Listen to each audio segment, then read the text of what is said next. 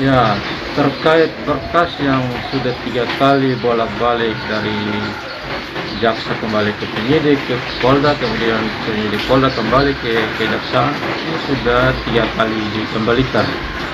Artinya P19 sebanyak 3 kali. Bahwa memang secara Polda NTT yang diminta oleh jaksa penuntut umum.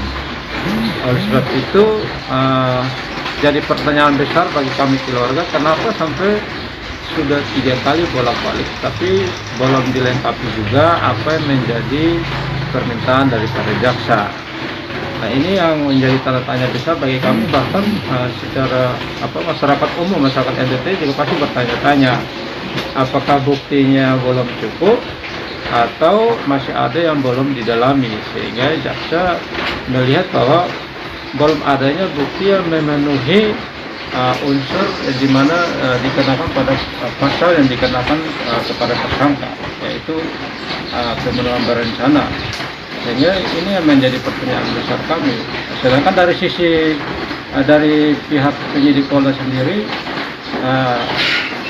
terkesan tidak transparan, khususnya kepada kami keluarga, karena sepanjang hari sampai dengan saat ini kami keluarga belum menerima SP2HP yang kedua.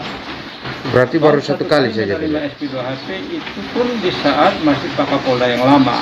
Nah, sedangkan perkembangan kasus mulai dari perkembangan pertama yang kami terima sampai dan detik ini kami belum menerima lagi. Sedangkan kita semua tahu bahwa berkas ini sudah bolak-balik selama 3 kali. Jadi kita tidak tahu apa yang dikerjakan oleh penyidik. Perkembangannya seperti apa, kami keluarga sampai detik ini tidak tahu sama sekali. Berarti keluarga minim informasi terkait kasus ini. Minim sekali. Makanya tidak heran kalau masyarakat menilai ini bahwa ini jangan sampai pembohongan publik. Nah, ini yang kita pikir bahwa penyidik Polda harus lebih hati-hati, karena ini memang kasus ini kan menyita perhatian publik.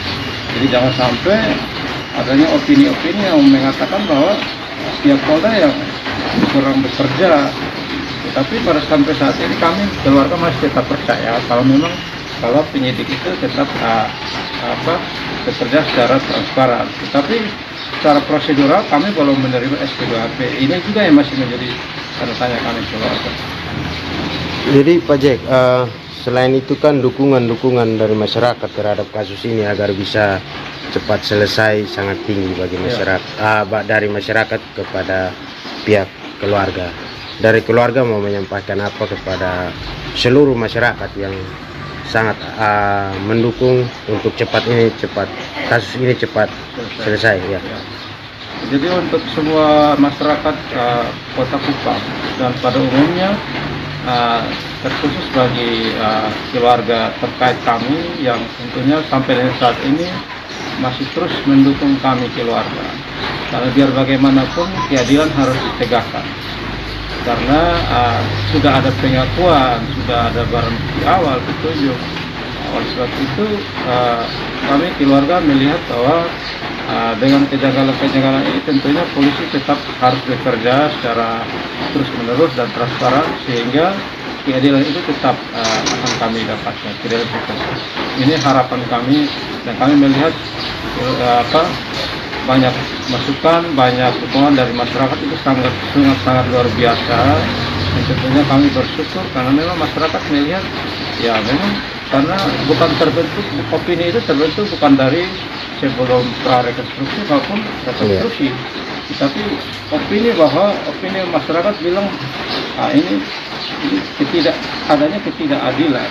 Nah, ini kan masyarakat juga kan bukan orang bodoh, pasti mereka melihat ini ada apa, sehingga mereka tetap mendukung kami keluarga.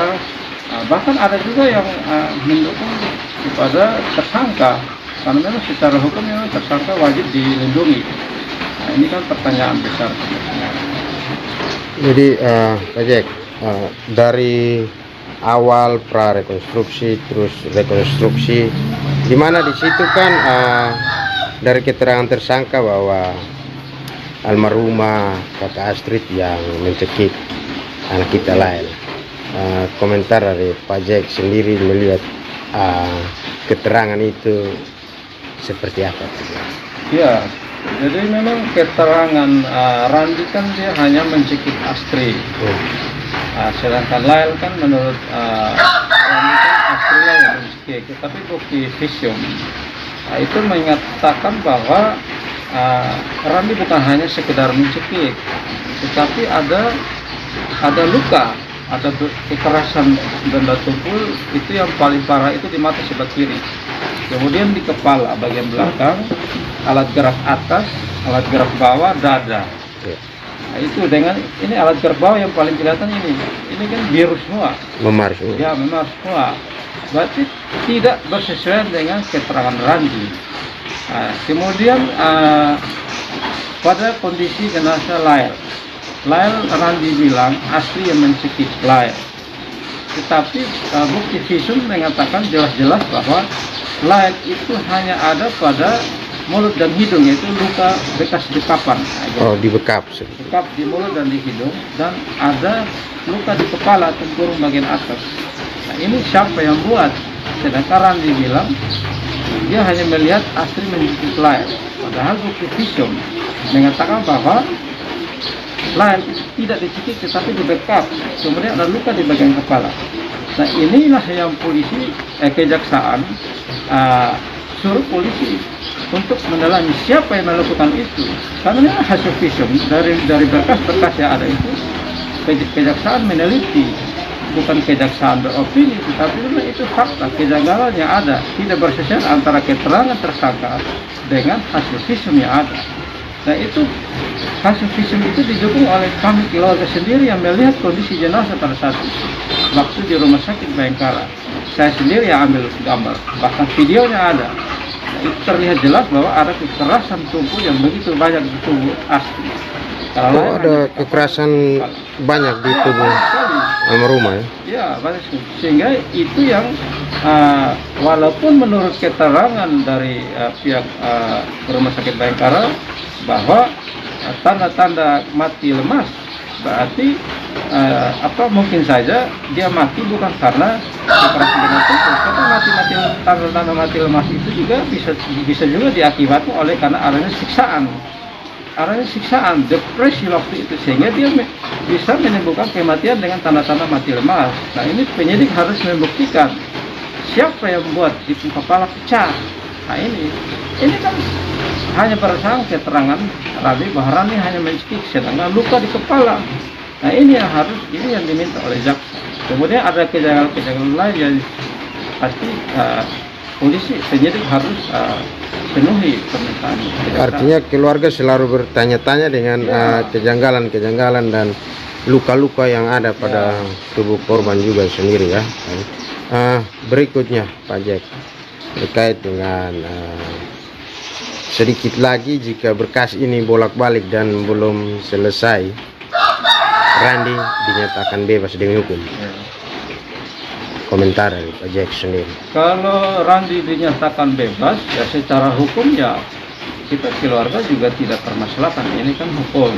Tetapi jadi persoalannya ketika Randi bebas, kemudian kasus ini tidak berjalan lagi, tentunya tidak, pasti akan berproses terus. Dan, tentunya penyidik punya tugas untuk mengungkap siapa pelaku sebenarnya, karena secara fakta hukum ya Randi tidak terbukti cukup kuat melakukan kejahatan tersebut.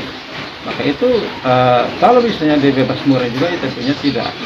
Nah, itu ya makanya kita juga tanda tanya kalau sampai Randi bebas, artinya bebas itu juga harus artinya kami keluarga juga tidak setuju. Randi tidak boleh terlepas dari tahanan dan pengadilan. Karena apa? Karena sudah ada pengakuan, sudah ada alat bukti permulaan. Nah, sehingga kalau sampai Randi bebas kan ini kan hanya itu kan masalah waktu yang memang ditetapkan oleh undang-undang. Nah, ini tugas berat kepolisian penyidik untuk mengungkap secara cepat apakah ada dugaan, apakah ada pelaku lain lagi, ataupun kalau tidak berarti harus ada bukti-bukti yang mengikat Randi bahwa memang benar-benar masuk dalam unsur perencanaan. Nah ini tugas kepolisian di situ. Jadi dengan waktu yang ditetapkan itu, kalau memang polisi belum mampu untuk menyiapkan bukti-bukti yang cukup kuat yang untuk mengikat Randi secara unsur perencanaan, nah itu kan kalau sampai tidak cukup waktu, maka Randi tentunya harus sesuai dengan undang-undang seperti apa yang dikatakan oleh pengacara tersangka Pak Benito, kan ya kita sepakat. Jadi keluarga juga setuju, memang betul dia harus keluar dari tahanan, tetapi dengan catatan kasus ini kan tetap berjalan dan harus diungkap siapa pelaku sesungguhnya. Kalaupun tidak ada pelaku sesungguhnya, silakan. Polisi harus menunjukkan bukti kuat yang mengarah kepada Randi benar-benar memenuhi unsur perencanaan. Nah itu dengan faktanya kan kepala pecah. Siapa yang buat itu kepala pecah? Sedangkan Randi bilang bukan dia yang buat kepala pecah. Nah ini kan masyarakat kan bukan masyarakat, artinya dengan kita keluar bukan orang yang bodoh. Kita kan melihat kejanggalan. Jadi jangan biarkan kemudian nanti biar semua terbuka di pengadilan. Beban pembuktian ada di kepolisian. Itu.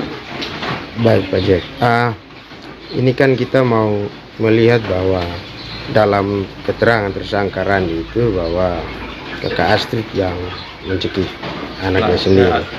Kalau dari selama ini Pak Jack bersama-sama melihat mungkin kasih sayang dari kakak Astrid terhadap anaknya, apa mungkin dia mencekik anaknya sendiri? Jelas tidak mungkin. Itu tidak mungkin. Tidak mungkin terjadi seperti itu. Pak Jack bisa ceritakan karena Astrid sedikit.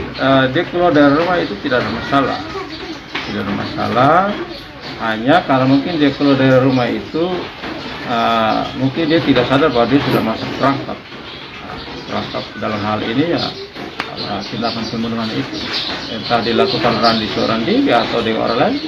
Nah itu kan di luar dugaan kita keluarga, dan itu memang ya mungkin jalannya seperti itu. Nah, kita belajar ikhlas, tapi tetap keadilan harus tetap didapatkan. Terakhir Pak Jack, ini apa yang mau disampaikan dari keluarga? Ya, saya mewakili keluarga menyampaikan terima kasih. Kemarin tadi pagi saya baca berita bahwa Pak Gup sudah beraudiensi dengan Pak Kapolda dan Pak Kejati, di mana Pak Kejati kan orang baru. Jadi apa yang dikatakan Pak Gubernur minta supaya Pak Kejati tolong selesaikan atau tuntaskan kasus PKC dengan secepatnya. Nah ini kan sebagai kepala wilayah tentunya kami keluarga mensupport dan berterima kasih kepada Pak Gubernur karena sudah memberikan atensi kepada kami, khususnya keluarga. Karena biar bagaimanapun kami sebagai warga negara, kami warga Kota Kupang yang taat hukum, yang sampai dengan saat ini kami tidak melakukan kesalahan lagi atau kami tidak melakukan perbuatan melanggar hukum atas kejadian pembunuhan terhadap saudara, adik, anak dan cucu kami. Harus diingat, Pak Gubernur kami sangat berterima kasih karena Pak Gubernur sebagai kepala wilayah tentunya mempunyai kewajiban untuk memberikan rasa nyaman, keadilan kepada kami keluarga. Dari ini adalah hal yang normatif, jadi jangan dianggap sebagai hal yang mengintervensi pihak penyidik. Tidak, kami berpikir ini hal yang normatif sebagai kepala wilayah, sebagai gubernur tentunya punya tugas dan tanggung jawab untuk melindungi setiap warga negara. Soal penyelesaian proses hukum ini biarlah APH yang bekerja, gubernur hanya memantau, mengawasi dan mengingatkan, dan itu hal yang normatif. Tetapi kemudian dikatakan oleh Pak Beni Taopan bahwa gubernur salah alamat, itu Pak Beni Taopan keliru. Pak Beni Taopan melihat dari sisi proses penyelesaian, tetapi Pak Beni tidak melihat dari tugas dan fungsi gubernur dan wakil gubernur, sehingga apa yang dikatakan Pak Beni itu keliru. Tentunya Pak Beni lah yang salah alamat, bukan Pak Gubernur yang salah alamat. Pak Gubernur benar, karena sebagai kepala wilayah Pak Gubernur wajib memberikan kenyamanan bagi setiap warga negara, karena kami punya kedudukan hukum, hak hukum yang sama, apalagi kami posisi keluarga korban. Oleh sebab itu apa yang dikatakan Pak Beni ya saya pikir keliru, tidak pantas bicara seperti itu. Apa yang dikatakan Pak Gubernur tentunya bukan hanya sekedar berbicara, tetapi pasti sudah dipikirkan secara matang. Baik Pak Jack, terima kasih sudah meluangkan waktu bersama Kupang Terkini sore hari ini.